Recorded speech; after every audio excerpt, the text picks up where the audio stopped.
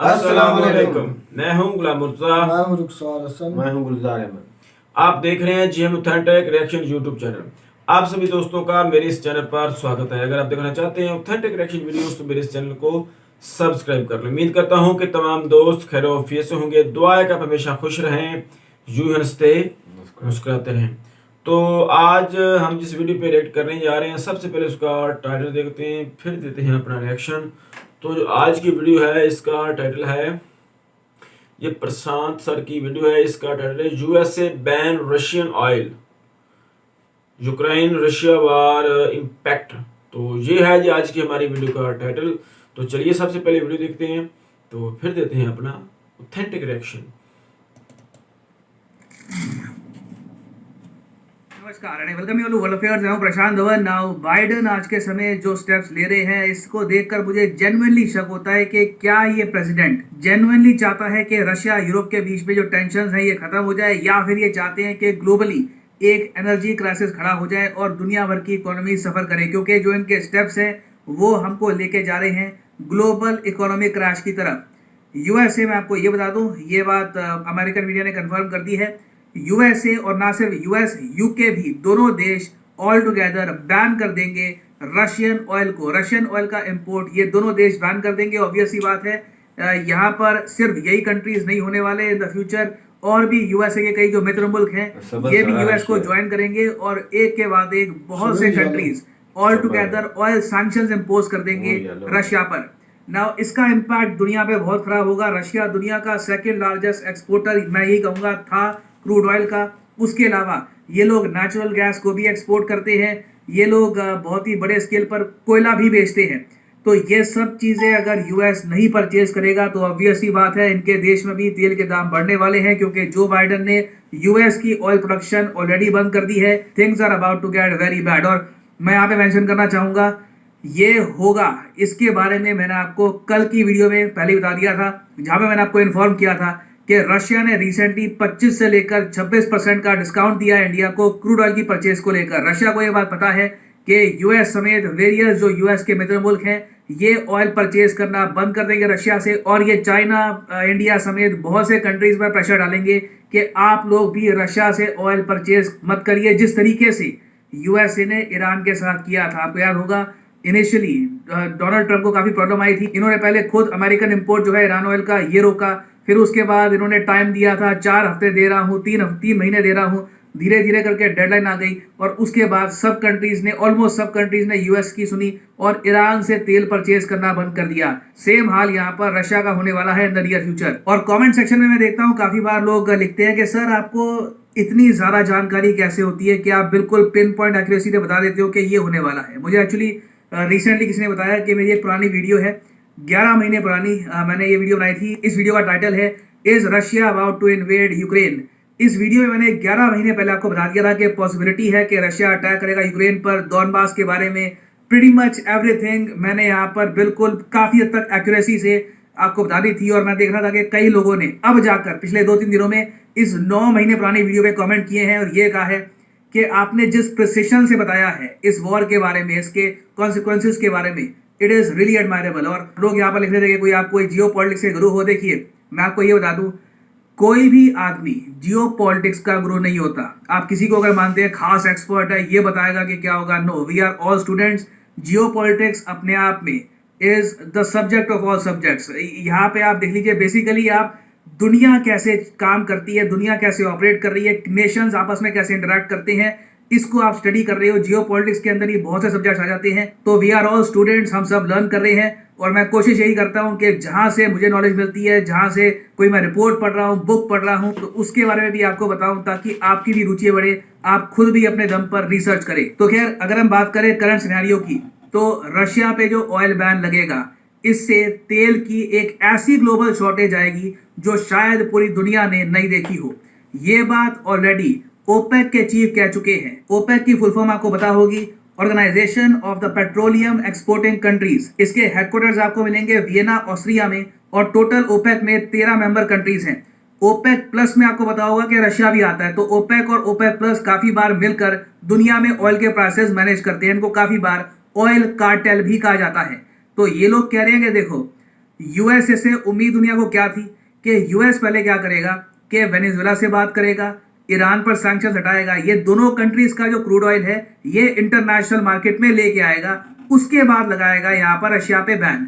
Biden ने क्या किया है, इन दोनों कंट्रीज का जो मसला है ये सॉल्व किया नहीं है। आज के समय 3 बड़े ऑयल एक्सपोर्टिंग कंट्रीज पर यूएसए का बैन है, Russia, Venezuela, Iran. This is beyond stupid. ये लिटरली एक रेसिपी है कि अगर आपको कच्चे तेल के दाम $200 पर बैरल, इवन $250 पर बैरल तक लेके जाने हैं, this is the perfect recipe कि जो प्रोड्यूस कर रही है कंट्रीज ऑयल उन पे एक के बाद एक बैन लगाते जाओ। और रशिया के जो डेप्यूटी प्राइम मिनिस्टर है ये ऑलरेडी कह चुके हैं कि अगर यूएस और यूरोप का एक देश तो खैर यहाँ पे आ गया यूके, अगर यूएस और यूरोप रशियन ऑयल को रिजेक्ट करते हैं, रशियन ऑयल पर बैन लगाते हैं, तो इसका एक बहुत ही बड़ा इंपैक्ट पूरी दुनिया महसूस करेगी।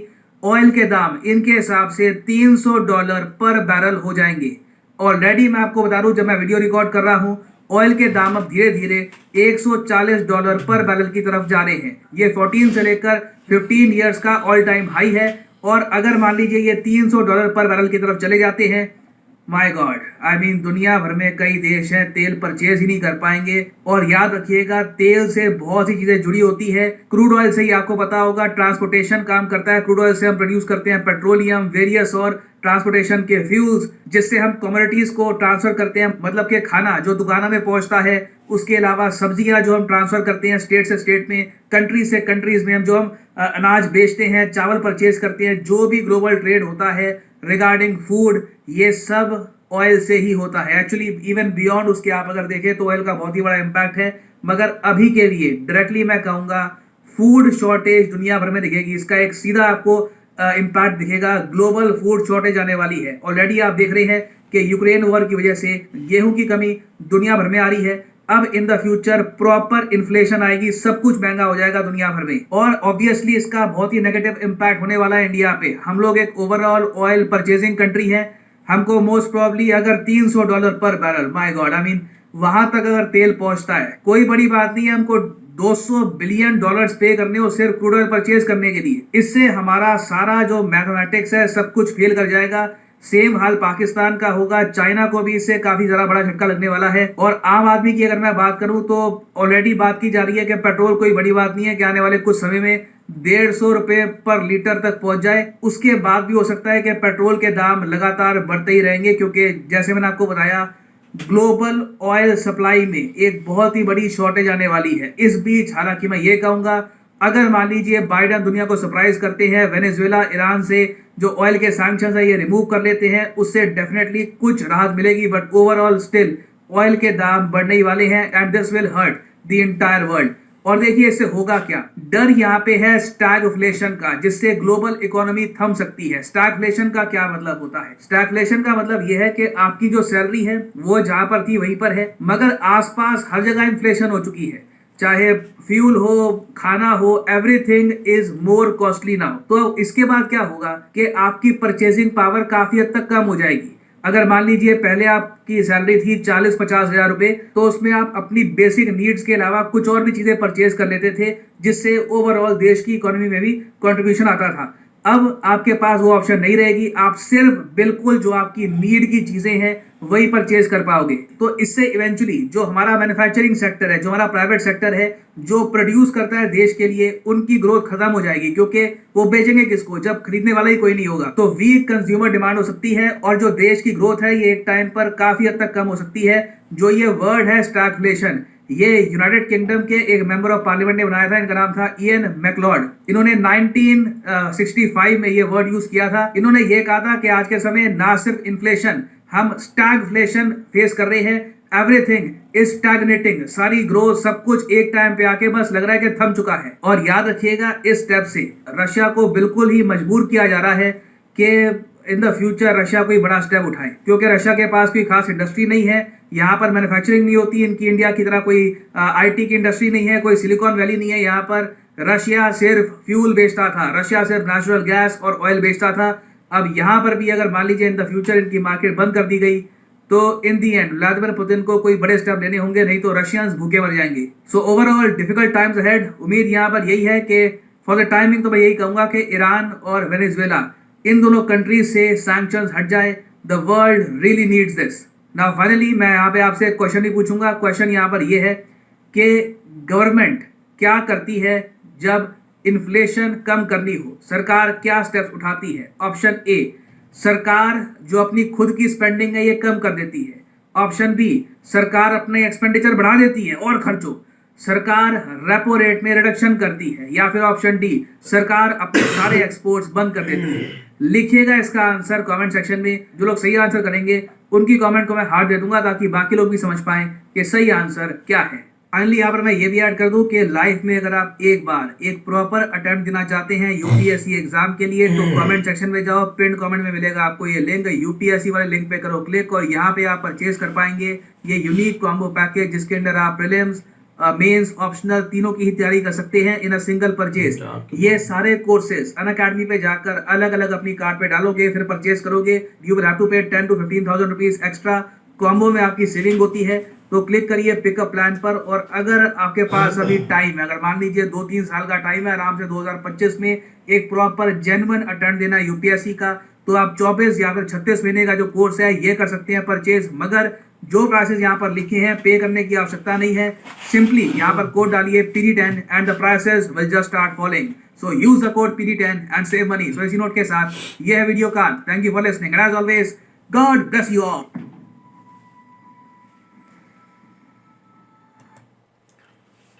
जी बिल्कुल।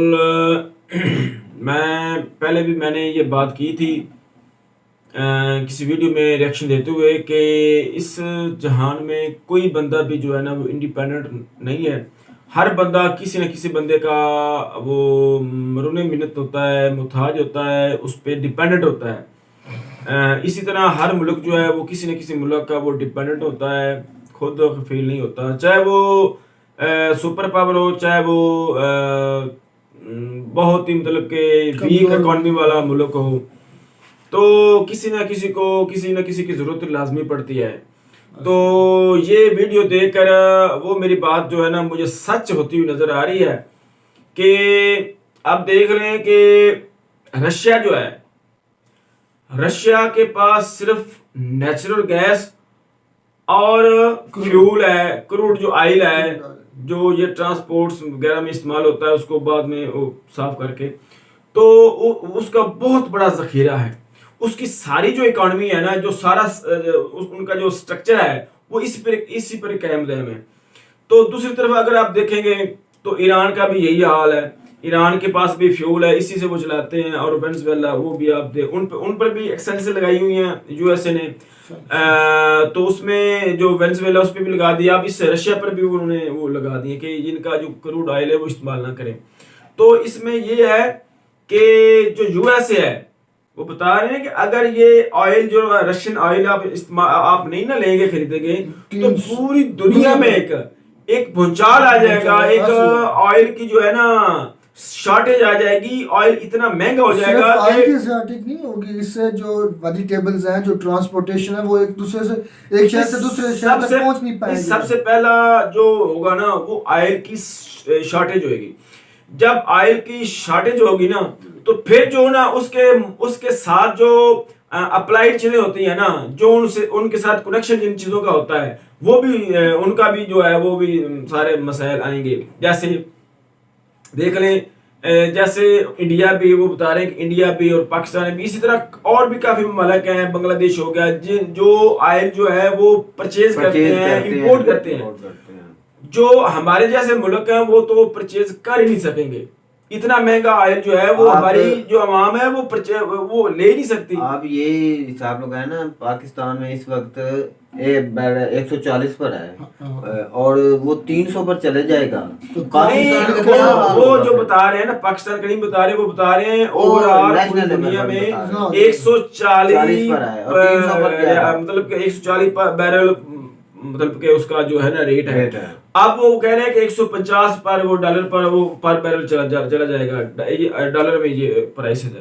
तो जब ये चला जाएगा तो वो कहते हैं ये भी बहुत ज्यादा है। लेकिन वो कहते हैं अगर ये रशिया का ऑयल बंद होता है तो $300 पर बैरल चला जाएगा, वो तो बिल्कुल ही हमारी पहुंच से दूर हो जाएगा। हमारा तो पाकिस्तान बंद हो जाएगा, मैं तो ये कह रहा हूं। सारी दुनिया सारी में दुनिया में इसका मैं खिलाफ ये नहीं ले पाकिस्तान सकता। नहीं, पाकिस्तान में सारी तो दुनिया पहले में- ऑयल प्राइसेस ज्यादा है, हमारे यहाँ जो हमारा रुपया है पीके आज, इसमें मतलब पाकिस्तान का जो रुपया है अभी जो हमारा जो प्राइस है 150 वो 150 है, 160 था, अब 150 है। उन्होंने वीडियो में ये भी बताया ना, ये अमेरिका बता रहा है कि जो है चाइना हो गई या और जो कंट्री है मैशत अच्छी है, उनकी मैशत खराब करने के लिए ये कर रहा है। ये बहुत प्लानिंग असल में चल रही। मेरी बात है। सुन रहे, ये पहले ईरान को, ये पूरी दुनिया में ना जो कमजोर कंट्रीज है ना उनको दबा कर खत्म करने की कोशिश की जा रही है। पहले ये ड्रामा रचाया गया था कोरोना वायरस का। हाँ जी।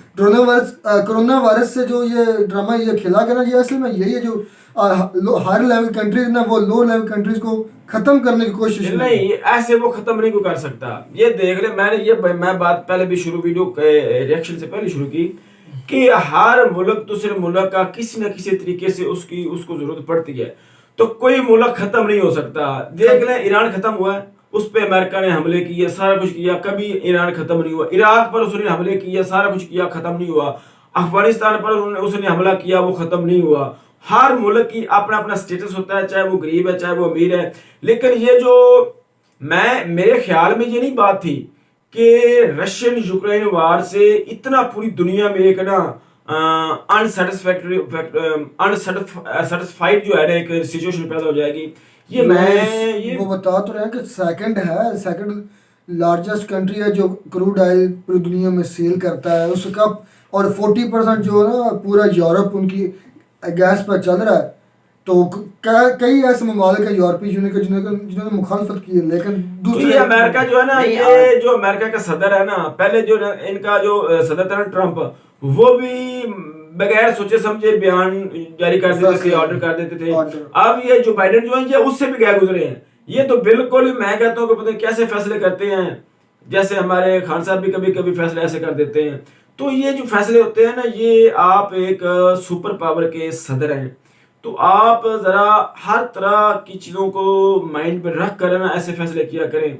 कभी वो इंडिया से कहते हैं कि जी आप ना रशिया के अगेंस्ट जाएं यूक्रेन वार पे, कभी वो किससे कहते हैं भाई आपको ये ऐसे कैसा मतलब कि आप पूरी दुनिया को एक आग में झोंक सकते हैं, आप कैसे, मुझे तो समझ नहीं आ रही। चाइना को भी मतलब बैन कर रहे हैं, चाइना को भी धमकी लगा रहे हैं कि आपने उनको माइक्रोचिप जो है ना वो कंप्यूटर में या लैपटॉप में जो इस्तेमाल होती हैं वो सिलिकॉन से बनी होती हैं, वो भी नहीं आपने सेल करनी, क्योंकि सबसे ज़्यादा बड़ी फैक्ट्री जो है वो इसकी माइक्रोचिप की मेरा ख्याल में है, वो उसका नाम है नहीं, चाइना दूसरे नंबर पर है, उस कंट्री का नाम जिसमें भी होगा, लेकिन वो चाइना बेच रहा है उसे रशिया को, वो भी रशिया जो है ना उसकी सारी इकोनॉमी ऑयल पर, फ्यूल पर और नेचुरल गैस पर चल रही है, और उस वहां पर आईटी का जो है ना निजाम सिस्टम इतना नहीं है, वो सारा इंपोर्ट करते हैं सारी चीजें। तो वो रशियन जो है वो अपना ऑयल और नेचुरल गैस एक्सपोर्ट करते हैं, और बाहर से अपनी जो चीजें आईटी वगैरह की या और जो चीजें उनकी जरूरत होती है वो असल में ना ये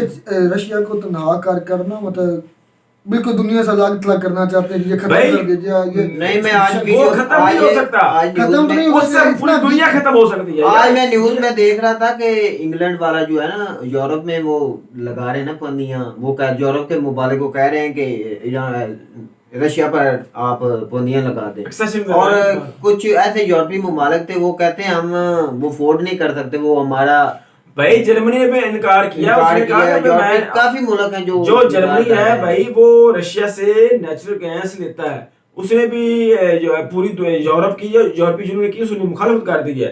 पूरी यूरोपीय यूनियन जो एक तरफ थी और जर्मनी जो थी वो उनसे अलग उन्होंने अपना स्टैंड लिया। तो इंडिया ने भी अपना इसमें कोई मुखालफत में दो मुल्क जो इंडिया है ना उसने भी कोई दिलचस्पी नहीं इस मामला में भाई, उसने वो भी न्यूट्रल है। पाकिस्तान भी अभी तक तो न्यूट्रल है। खान साहब गए थे, बड़ी क्रिटिकल सिचुएशन में गए थे खान साहब, वो उनका मेरे ख्याल में फैसला इतना ठीक नहीं था, खान साहब को इस वक्त में नहीं जाना चाहिए था। और ये देख लें, आप देख लें कि आप पूरी दुनिया आप इसको ना इजी ले रही थी, लेकिन ये जो मामला है इससे भाई पूरी दुनिया पर एक जो है ना वो असर पड़ेगा।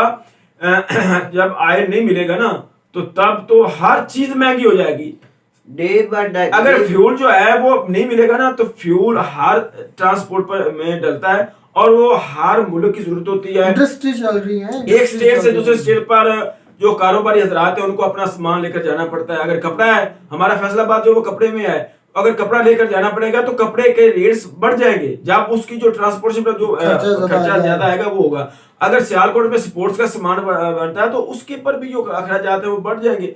इसी तरह वेजिटेबल्स है, जो भी एक जगह से दूसरी जगह पर ट्रांसपोर्ट है ना, जिसका भी तल्लुक है वो बातचीत बढ़ पूरे जाएगी। सिस्टम में ना, पूरे ये सारा सिस्टम मेरा ख्याल में कोलैप्स हो जाएगा। ये सारा चीजें जरिए हमें तो ये नॉर्मल बात लगती कि नहीं, यूक्रेन और normal रशिया की नहीं जो थी। जंग थी ना, हमें तो लगता था ना 1-2 दिन में ये या पता हफ्ते में नहीं बंद हो अमेरिका के जाएगी। जो सदर हैं, अब ये पूरी डे दुनिया बाय को डे collapse ये तो करने जा रहे हैं। बहुत मुश्किल खतरनाक बात हो जा रही है। हो सकता है, चांसेस है कि ये वाला जो वार है ये यूरोप तक भी फैल यूरोप जाए, तक। क्योंकि ये जितनी सख्त पाबंदियां लगा रहे भाई हैं इसका यूरोप वालों ने बताया इस वार के मैं- आफ्टर इफेक्ट्स जो है ना वो पूरी दुनिया पर पड़ेंगे, पाकिस्तान पर भी पड़ेंगे, इंडिया के पर पड़ेंगे, हर मुल्क पर पड़ेंगे। खासकर जो हमारे जैसे गरीब मुल्क है ना, लोअर लेवल के जो मुल्क हैं उन पर तो बहुत ज्यादा असरात पड़ेंगे। वो तो पिस जाएंगे महंगाई में, इतनी हो जाएगी। पहले ही बहुत ज्यादा महंगाई है और बाद में और ज्यादा हो जाएगी।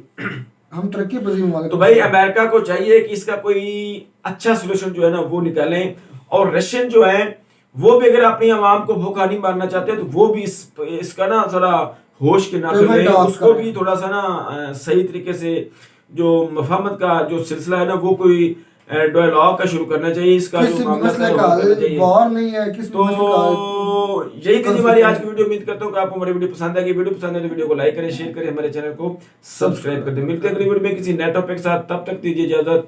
अल्लाह हाफिज।